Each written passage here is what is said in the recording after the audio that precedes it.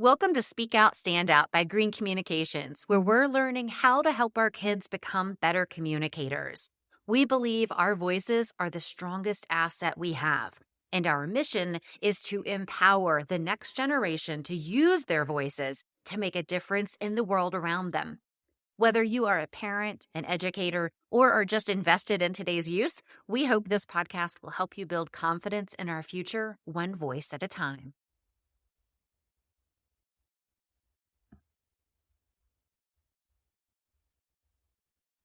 Welcome back to Speak Out, Stand Out. I'm Elizabeth Green, and today's guest is Laura Haver. Laura is a mom, a play advocate, author, speaker, life coach, and a former pro athlete. A little bit of everything mixed in there. And Laura's goal is to help people experience more fun, fulfillment, and joy in their lives. And she does this in many different ways, but especially through her book. She is the author of Play Together, Games and Activities for the Whole Family to Boost Creativity, Connection, and Mindfulness. So, Laura, thanks so much for being here today. Well, hello, everybody, and thank you so much for having me, Elizabeth. So, Laura, why don't we just start by, I just gave your bio, like your accomplishments, but how did you get to this point in life where this is your goal of helping families communicate and grow closer together while having fun? Well, it's a good question. And, there's a lot of different aspects of it, but the quicker version, the podcast friendly version would be from a young age. I just realized, and I got to notice firsthand how kids learn so much faster through play. As you mentioned, I did a lot of athletics. So I actually had my first job teaching tennis to kids in high school.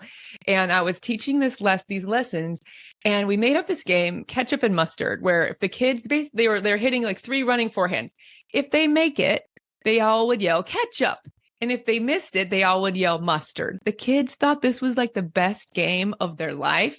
They begged me to play it. And I was just laughing because all we were doing is hitting running forehands, like the bread and butter of tennis. Of course, I'm giving them tips, on like how to fix their form in this, but they were just loving it. And I'm so thankful for this opportunity to have learned that from so young, because as a coach, working with kids, even working with coaching as adults now that I do, it's like when we can bring the lessons through play, it's just so much more fun. The people learn it quicker. You don't even know you're learning. You're just literally playing. And so you're just getting the results and enjoying the process rather than like, oh, I better go work at it. And so this crazy mixture of things that I've been able to do, I just realized like this is what I meant to share with people.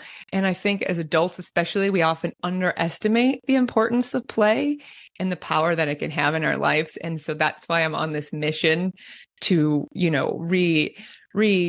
reignite people's understanding of the benefits and make it easy and fun. Because there's all this like to-dos and all this work, and we don't need any more to-dos and we don't need any more work. Sure, those things are important, but if we can bring play to it, it just can spill over. Your energy just spills over. As you can see, I get excited and I talk about this, but I can just never get tired of talking about it and sharing it with people. So. Right. And who doesn't want to have fun, right? Like if we could add fun to all aspects of our lives, I'm sure we'd be happier people, better mentally, health-wise, and all of that. But what does this have to do with communications and teaching our kids how to communicate? Yeah, that's a good question, because when you are like, if you think about it, if you're in a difficult situation, what happens to you is you get triggered, you get into your fight or flight mode, and you get into, a freeze fawn, like all the things, but your brain just sort of shuts off and you can't think straight. But if you can practice these tools and you can bring playful practice to it, like this is where the athletic background comes in handy, where, when you're an athlete, you don't just show up for a big match being like, all right, good luck to me today. Like, I don't know what I'm going to do. Like you practice, right? Like you practice your serve a million times, or you practice, throwing passes or running plays. And so what I love to do and what I do in my book is I create fun games where people can use play in non-threatening times, right? When you're on the practice court, not when you're in the big match. And I call the big match like the meltdowns or these moments, these trying moments. So if we can practice building these skills in moments of calm or neutrality, then when we get at the big match, we will have the confidence, or we'll have these things to fall back on, and they'll be easier because we'll have the muscle memory, let's say, of mindfulness practices, right? Not just in your like actual skills, but in your communication. So like if I notice I'm in a conversation with my kids and I notice I'm getting like, oh, like my heart might start to beat, or like I might find my pace of my voice going faster, I say, oh, this is a moment for me to notice. So like you start to notice these things and then I can slow down. I can take a breath. I can put my hand on my heart. I can say, oh, sorry, I noticed that I'm getting a little bit, agitated or whatever. I just noticed. And, then because I was doing this for a long time and I would do these regulation skills, my kids wouldn't necessarily notice. And then a few years back, I was like, I should start telling them, like they're getting bigger. My kids are now 8 and 11. And I was like, I should start telling them so they know what I'm doing, because they know that I can maintain, a fairly calm, perspective on a normal basis. They know that. So I'm like, I got to start teaching them. And so I got really fascinated. How can I make these fun? How can I make it like, not like, oh, mom telling me I have to breathe again. So that's why I created all of these different games in my book. I have a whole topic of mindfulness games where like literally you're just doing something fun. And then later you can be like, oh, remember that? Remember that rainbow breathing? Maybe you should pull that out right now. It's like they can give these little hints, or then you don't even have to tell them. You can just say, hey, any tools you got? What might work? You give them these little nudges, because that's, as a coach, you just want to have them being generating the ideas rather than you telling them. People are, even adults, nobody wants to be told what to do. We'd rather be like asked. That's absolutely true. And it's so funny that you said that, because I have interviewed so many amazing guests already on this podcast, and I've learned a lot about mindfulness and reducing your, whenever you're getting worked up. I don't know all the right words for it, but I was teaching my son the other day something that somebody had showed us about breathing. And in the process, last night, he was upset about something. And I said, remember what we did the other day? And he wanted nothing to do with it. Like, because it was me just telling him, do the breathing exercise. So bringing play into it, I can imagine would make it a lot more fun. And I think as adults too, we forget how to play. So one of the things that I really appealed to me about your book is that like, it's hard for me to go back and think of like, well, let's play this game or let's play that, because I'm just so far removed from it as an adult in the day to day.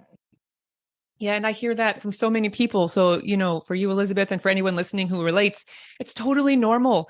And that's just what's happening. And that's okay. So if you feel like that, that's all right. And just noticing like, oh, maybe that's an invitation. Like that's how I define play, as an invitation to do something for yourself, just for the joy of it, for the pure joy. And play is a pathway to living a vibrant and fulfilling life. So maybe it's just like, oh, what could I do? And for anyone listening, I do have a playlist planner activity that helps you get back in touch with things you loved, because sometimes you're like, I don't even know anymore.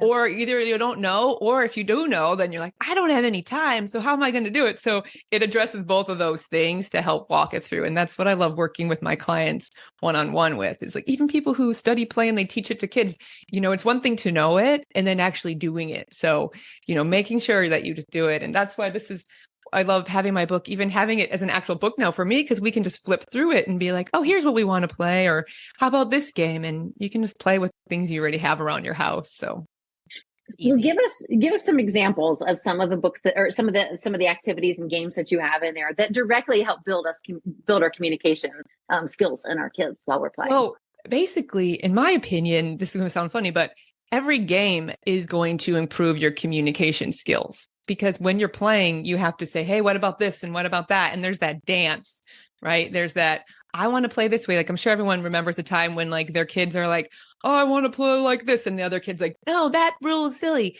And they just kind of go back and forth. But right there, even in setting up the game, that is where you have these opportunities to learn. What are they saying? How can I understand what they want? How can I adjust? How far am I willing to adjust?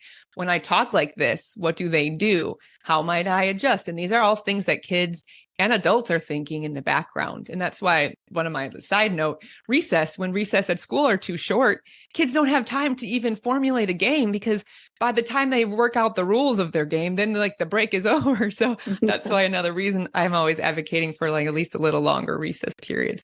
But in a specific game, which is I'm sure what you were actually asking me, let me think of one that would be good for the communication. Well, one of the games is called Coffee Shop. Basically, this is a good one for parents if you're kind of tired or you just want to chill, right? It could be the morning, you woke up, it's the weekend. Let's say you have the rare lazy Sunday morning where you could just sit around in your pajamas and you can either use your own real coffee or you can get those puff balls, those colored puff balls. We actually have some in like browns and grays and like colors of coffee. And you can pretend this is, it airs in the beginning, it airs for the little kids, but it can also build up to the older kids.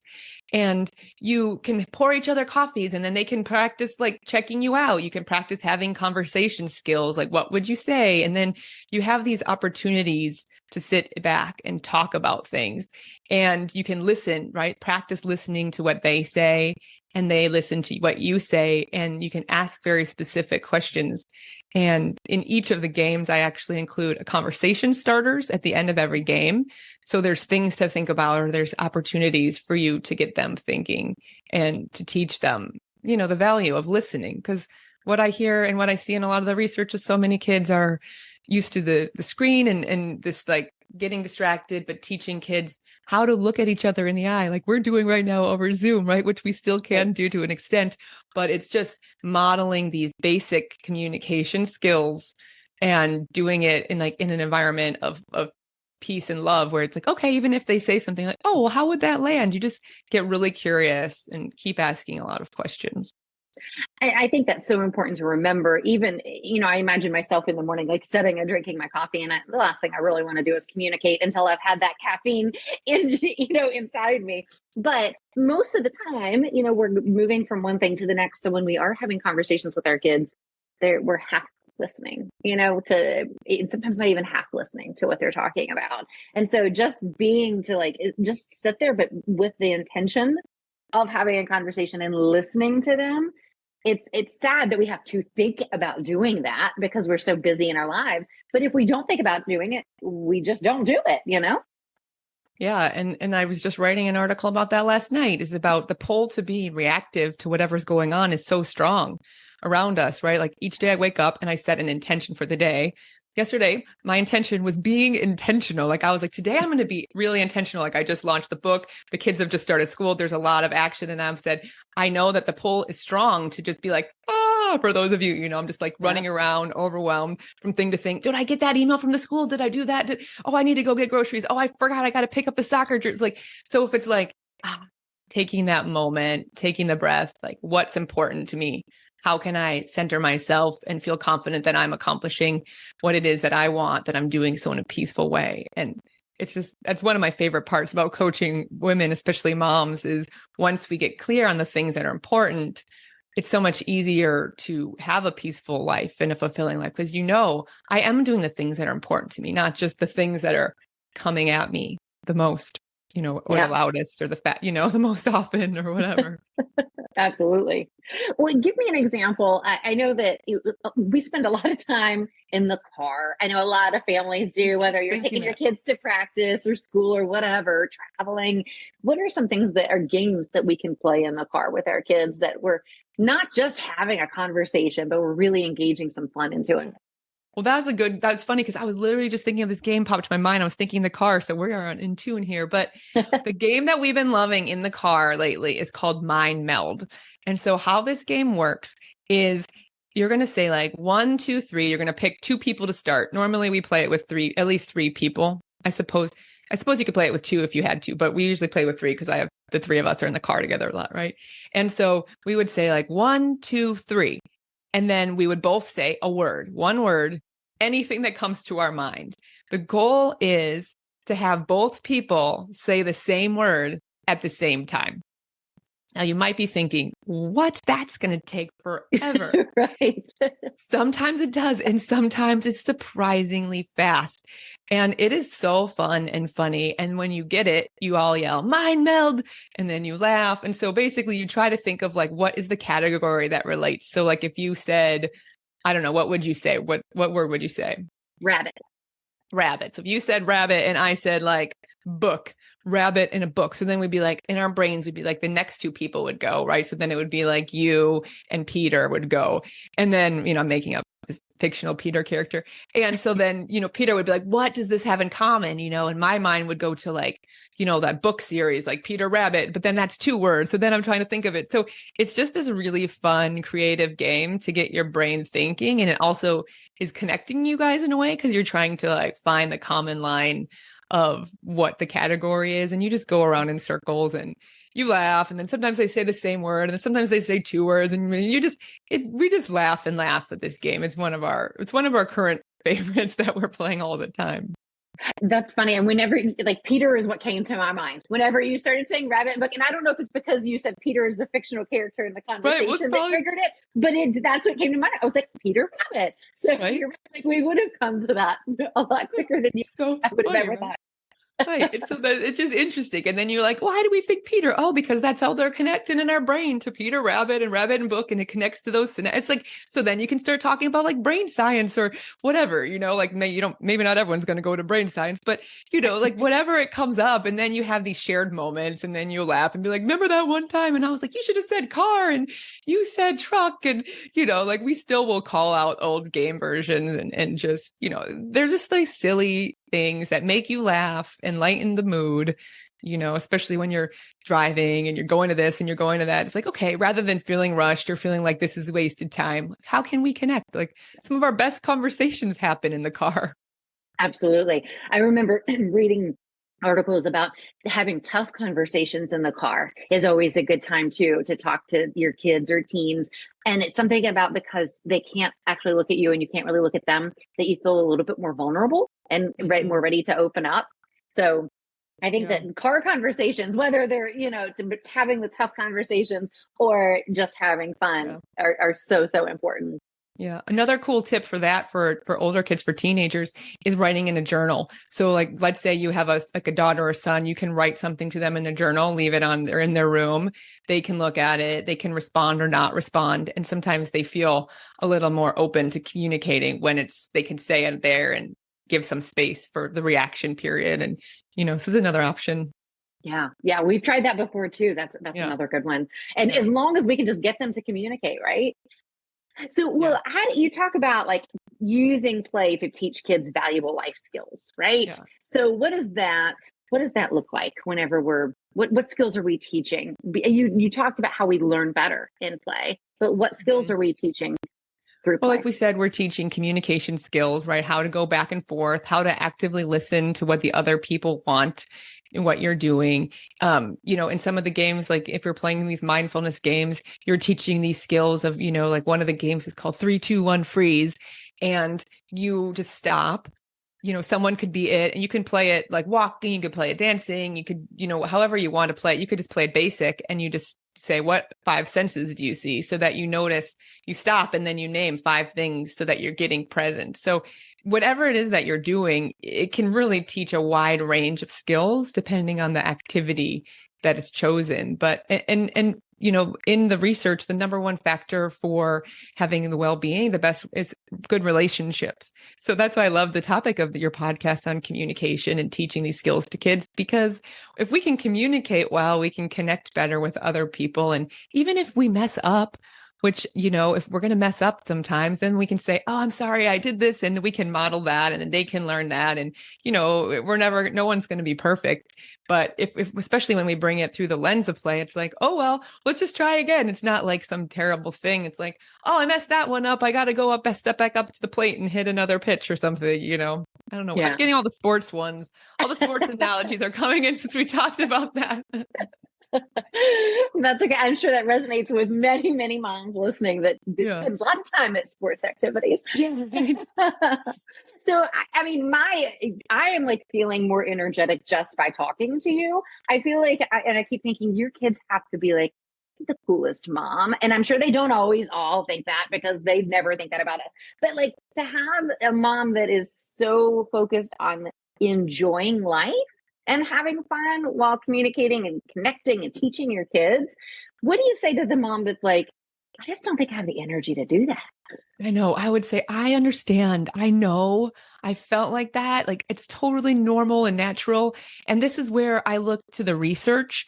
And this is where I'm so thankful that I did all that, looking at what it says. And I think our mind tells us that these things will make us happier and make us feel better, but they're just wrong. So we follow our inclinations. You're just doing the best you can. And you want what's best for yourself. And you especially want what's best for your kids. And the thing is, and that's why I'm on such a mission to spread this message, is when you play, it might seem like more work at first or more energy, but it actually creates a huge amount of excess energy. And it doesn't need to be a lot of time. For example, because I do this, I have to hold myself accountable and try new things, right? And so I'm like, okay, what can I do for something for myself? So I started this improv class, and so not everyone loves it. Trust me. I had to ask over 100 women to get 10 women to agree to take this class, right? So we got our 10 women, and we're meeting once a week. The most fun I've ever had. You seriously laugh and laugh and laugh. Like adults don't usually sit and laugh together for 2 hours, right. But this is what I'm talking about. So if anyone's thinking about it, do it. Sign up for improv. You reach out to me, DM me if you want. I can help you find somewhere wherever you live. And but some of the women in there were like, this one class a week made my whole life better. Like, honestly, like the energy that they bring, they wake up, they're excited, they're thinking about it. And so whether or not improv is your thing could be like gardening. It could be, that's the thing. People often will ask me, well, what should we do? And I said, oh gosh, anything. Like, listen to those little pulls on your heart. Like, what is your heart saying? Or like when you see your friends, or even when you're like looking online and like, what are people doing that you're like, ooh, that looks fun? Or what are you looking at and you're like, ooh, how are they doing that? That could also be a clue that you want to do that you're like, how come they get to do that? But you might want to. And so again, like, come reach out to me. I have the playlist planner that walks you through reconnecting with what's brought you joy over your life. And once you start to do it, because that was me before, after I had my 2 kids, I was the stay-at-home mom and I was exhausted. I was tired. I love my kids. I always wanted to have kids, but I was like, this is like, how come none of the parents I ever taught tennis to, like, their kids, no one ever seemed like they were having such a hard time.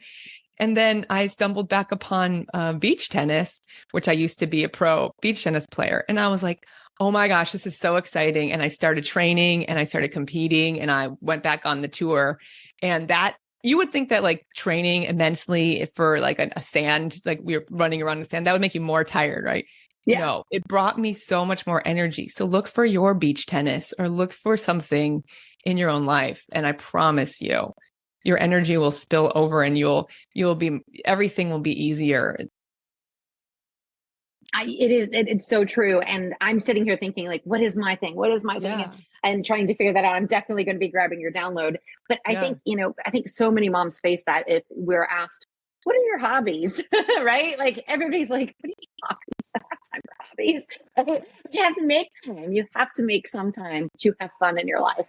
And if you're having fun, like you said, then it's going to spill around you too. So I love it. 5 minutes a day. Like if you just everyone could have 5 minutes a day. If you just sit down, let's say, like, obviously I'm a writer. I'm a big fan of journaling. The research on that, I could go on for like a whole episode, but I won't. But you can journal, you could draw, you could think, you could walk and think about it. Like, what is calling to you? And if you slow down, even for 5 minutes a day, ideas will start to pop up. And it might not be the perfect thing first. You might have to go through a couple of pieces, but it's fun to play around with it and be like kind of your own little adventure. Okay, what's the next chapter that you can write? Like, I didn't think I was going to go back on the pro tour when I had little kids.